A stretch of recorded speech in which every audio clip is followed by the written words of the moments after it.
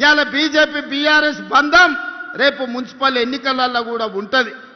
ప్రత్యక్షంగా పరోక్షంగా కరీంనగర్ మున్సిపల్ కార్పొరేషన్లో బీఆర్ఎస్ బీజేపీ ఒకరికొకరు సహకరించుకొని కాంగ్రెస్ పార్టీని దెబ్బతీయాలని గూడుపుటాన్ని చేస్తున్న మాట వాస్తవం కాదా? ఇలా నిజంగానే చిత్తశుద్ధి ఉంటే ఎన్నికల ఓట్ల లోపల కాళేశ్వరం కుంభకోణం మీద హరీష్ని కేసీఆర్ను సిబిఐలో అరెస్టు చేయాలి. ఫార్ములా ఈ రేసులో కేటీఆర్ను అరెస్టు చేసిన తర్వాతనే బీజేపీలు తెలంగాణ రాష్ట్రంలో ఓట్లు అడగాలి. మీ కుమ్ముక్కు రాజకీయాలు, మీ ఫెవికల్ బంధం రాజకీయాలు తెలంగాణ సమాజం గమనిస్తలేదని మీరు అనుకుంటే మీ అమాయకత్వమే అవుతుంది తప్ప ఇంకొకటి కాదు. అందుకే ఇవాళ సూటిగా అడుగుతున్న బీజేపీ నాయకులను, మీ జాతీయ అధ్యక్షుడు వస్తే అనా పైసదేడు గాడిద గుడ్డు తీసుకొస్తాడు.